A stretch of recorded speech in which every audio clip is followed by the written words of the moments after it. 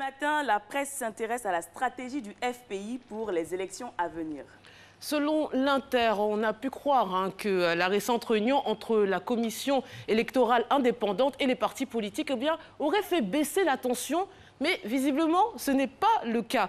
Les deux branches du FPI, qu'on ne saurait objectivement suspecter de collusion, ont disqualifié lors des cérémonies de présentation de vœux croisés l'organe central et son président dans l'organisation des futures élections. Alors, selon eux, Youssouf Bakayoko a eu un rôle principal, primordial lors de la crise post-électorale. Et au propos de ces derniers, s'est ajouté ce week-end ceux de Bamba Mori Ferré, une icône de la gauche ivoirienne, président du Rassemblement du peuple de Côte d'Ivoire, le RPCI. Vous l'aurez compris, ces derniers réclament une nouvelle CEI. Et selon l'intelligent d'Abidjan, c'est même un préalable de Pascal Afine-Guessan pour se lancer dans les prochaines élections locales. Il en a parlé ce samedi, le 27 janvier, lors de à l'occasion des vœux des militants à son domicile de la Riviera 3. Il a donc dévoilé la stratégie du parti. Pour le président du FPI, l'heure est au rassemblement au sein du parti, c'est-à-dire même avec la dissidence, mais également à l'ouverture aux autres partis politiques, notamment le PDCI-RDA, ou voire même des candidatures indépendantes. Il a ainsi invité les responsables centraux et locaux du parti à rester ouverts. Notre Voix, qui consacre, vous l'avez vu lors de la titrologie, sa une à cette information, publie l'intégralité, pour le coup, du discours du président du FPI, notamment la critique du pouvoir. Il a déclaré que la Côte d'Ivoire vit une corruption sans précédent et crié son indignation pour le détournement des deniers publics et la mauvaise tenue des finances publiques. En Côte d'Ivoire, 2017 a été l'année de la faillite, a-t-il dit. L'ancien Premier ministre de Laurent Gbagbo est revenu sur les nombreux cas de gel des avoirs des opposants, des réfugiés et des détenus politiques, nous dit donc l'article. Pour finir, le récapitulatif des temps forts de la semaine écoulée en images. Et force est de constater que les femmes étaient dans la rue. On va démarrer avec la première image. C'était le 20 janvier dernier, 4 mois après l'affaire Weinstein, 1 an après l'élection de Donald Trump. Elles sont des centaines de milliers à défiler dans tout le pays pour la deuxième marche des femmes. Comme ici, à l'écran, à New York, où elles étaient près de 200 000 manifestantes pour protester contre le racisme et le sexisme. Direction Nairobi, au Kenya maintenant. Nous sommes majoritaires, nous refusons d'être ignorés, peut-on lire sur la pancarte que porte cette militante.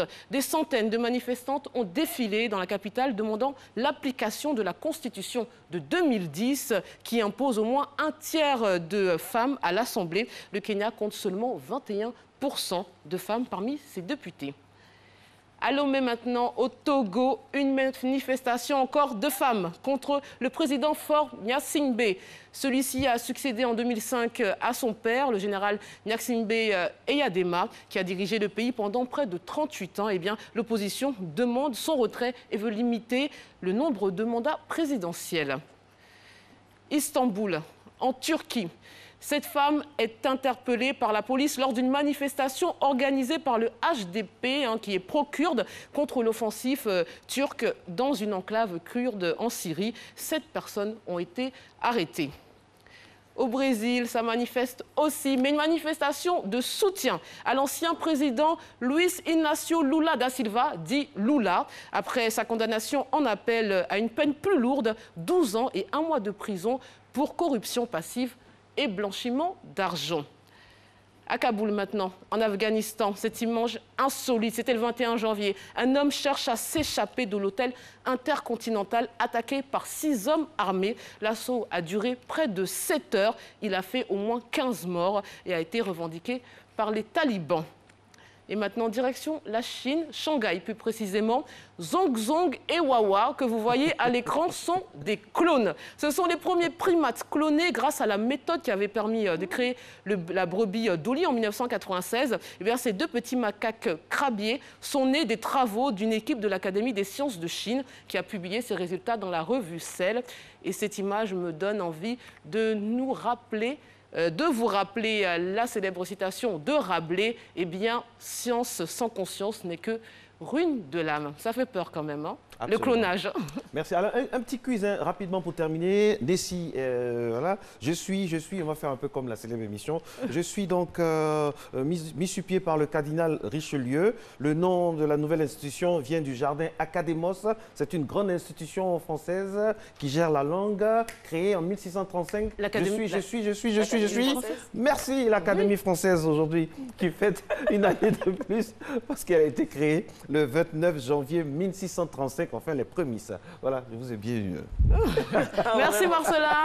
Merci Marco. Allez, nous allons aller maintenant au journal parce qu'il est là. Il va se charger de l'Académie de l'information sur Matin Bonheur. C'est Hamza Diaby qu'on retrouve avec beaucoup de plaisir. Mais avant, on aura bien sûr la météo. Merci d'être à Matin Bonheur. Vous faites bien.